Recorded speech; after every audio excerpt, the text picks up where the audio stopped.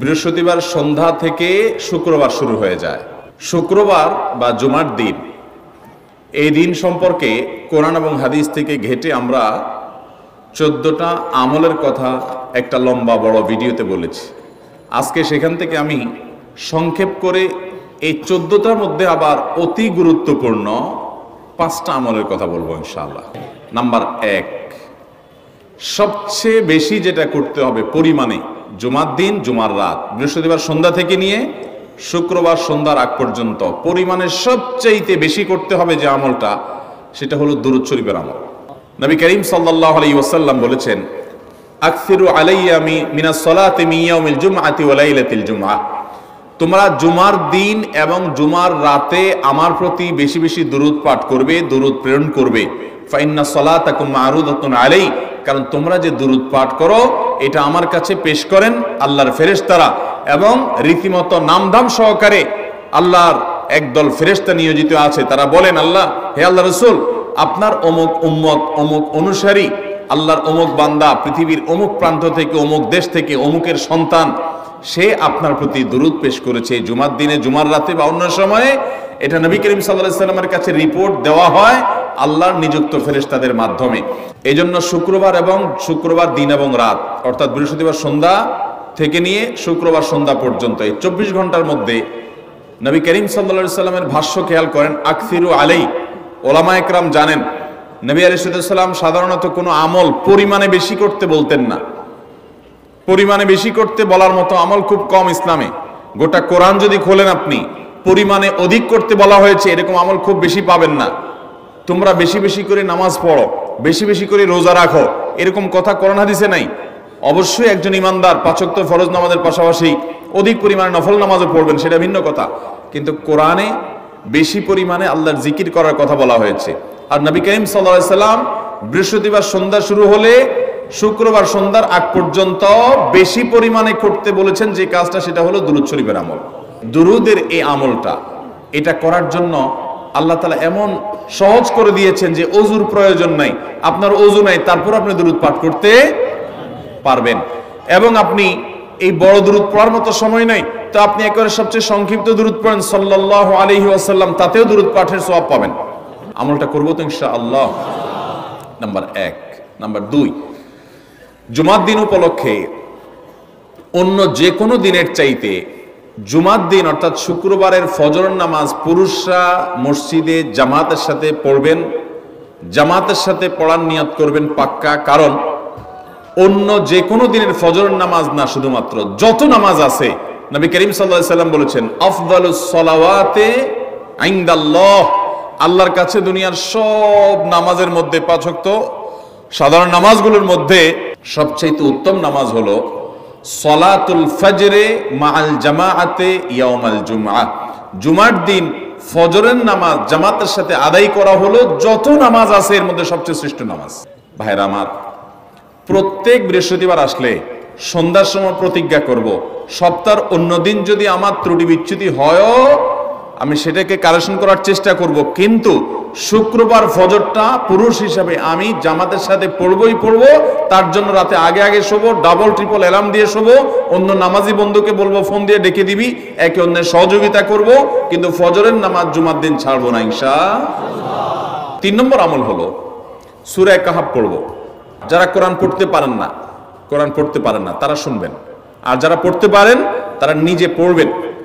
সূরা কাহফ যদি জুমার দিন কেউ পড়ে, নবী করিম সাল্লাল্লাহু আলাইহি সাল্লাম বলেছেন এই সূরাটা তার জন্য নূর হবে, নূর, আলো আল্লাহর তরফ থেকে। কিয়ামতের ময়দানে ভয়াবহ গুটগুটে অন্ধকার হবে। কিয়ামতের একটা ভয়াবহ শাস্তি হলো অন্ধকারের শাস্তি। ভাইরা আমার, অন্ধকারের শাস্তি মানে এমন ভয়াবহ অন্ধকার হবে যে দুনিয়ার অন্ধকারের সাথে কোনো তুলনাযোগ্য নয়। সেই ভয়াবহ অন্ধকারে কিছু আমল আছে যে আমলগুলো মানুষের ওই অন্ধকারের মধ্যে আলোর কাজ দিবে। এর মধ্যে একটা হলো এই সূরা কাহফ।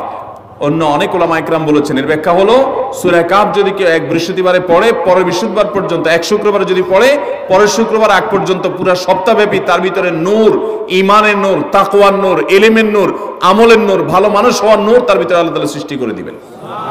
তো নবী সাল্লাল্লাহু আলাইহি সাল্লাম বলেছেন সূরা কাহফের প্রথম 10 আয়াত যদি কেউ মুখস্থ করে তো এই ব্যক্তিকে আল্লাহ রাব্বুল আলামিন এবং যদি তেলাওয়াত করে এই ব্যক্তিকে আমলের মাধ্যমে দাজ্জালের ফিতনা থেকে আল্লাহ বাঁচিয়ে রাখবেন।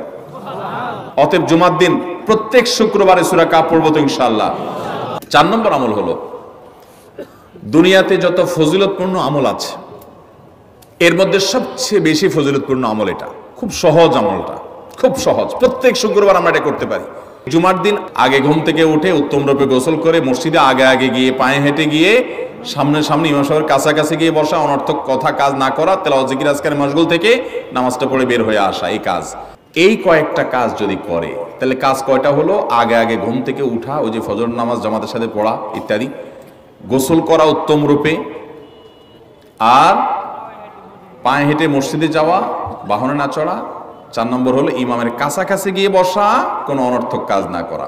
এই 4টা কাজ যদি কেউ জুমার দিনে করে, নবী করিম সাল্লাল্লাহু আলাইহি সাল্লাম বলেছেন ওই ব্যক্তি বাসা থেকে মসজিদ পর্যন্ত যে আসলো, যতগুলো পা ফেলবে, যতগুলো স্টেপ ফেলবে, যতগুলো কদম দিবে, প্রতিটা কদমের বিনিময়ে আল্লাহ রাব্বুল আলামিন তার অ্যাকাউন্টে, তার আমল নামাতে 1 বছর রাত জেগে, সারা রাত জেগে তাহাজ্জুদ নামাজ পড়লে এবং 1 বছর সারা দিন, প্রত্যেকটা দিন পুরো বছর জুড়ে নফল রোজা রাখলে যে পরিমাণ সওয়াব পাইতো, 1 বছর নফল রোজা, 1 বছর রাতভর জেগে তাহাজ্জুদের নামাজ পড়ার সওয়াব মাত্র একটা কদম ফেলার বিনিময়ে দিবেন। চেষ্টা করব না ইনশাআল্লাহ। 5 নম্বর এবং সর্বশেষ আমল হলো, জুমার দিনে একটা সময় আছে দোয়া কবুল হয়। দোয়া কবুলের যে সময়গুলো আছে এর ভিতরে অত্যন্ত ইম্পর্টেন্ট একটা সময় হলো জুমার দিন। শুক্রবারের একটা সময় সম্পর্কে নবী সাল্লাল্লাহু আলাইহি ওয়াসাল্লাম বলেছেন যে একটা সময় আছে শুক্রবারের, এই সময়ে বান্দা কোনো দোয়া করলে আল্লাহ তাআলা ফিরিয়ে দেন না, কবুল করেন। কিন্তু সময়টা যে ঠিক কখন এটা হাদিসে নবী সাল্লাল্লাহু আলাইহি ওয়াসাল্লাম বলেন না, যাতে করে হয়তো আমরা সারা দিনেরই কম বেশি দোয়ার চেষ্টা করি। এই বিষয়ে মুহাদ্দিসগণ, হাদিস বিশ্লেষকগণ, পণ্ডিত ওলামায়ে কেরামগণ হাদিসের বিভিন্ন আকার ইঙ্গিতকে গবেষণা করে, অ্যানালাইসিস করে এক একজন এক এক সময়ের কথা বলেছেন। তবে বেশিরভাগ ইমাম, বেশিরভাগ পণ্ডিত ওলামায়ে কেরাম, বেশিরভাগ আপনার ইসলামিক স্কলারগণের বক্তব্য হলো যে এই সময়টা হলো জুমার দিনের শেষ প্রহর, আসরের পর থেকে নিয়ে সূর্য ওঠার আগ পর্যন্ত এই সময়টা।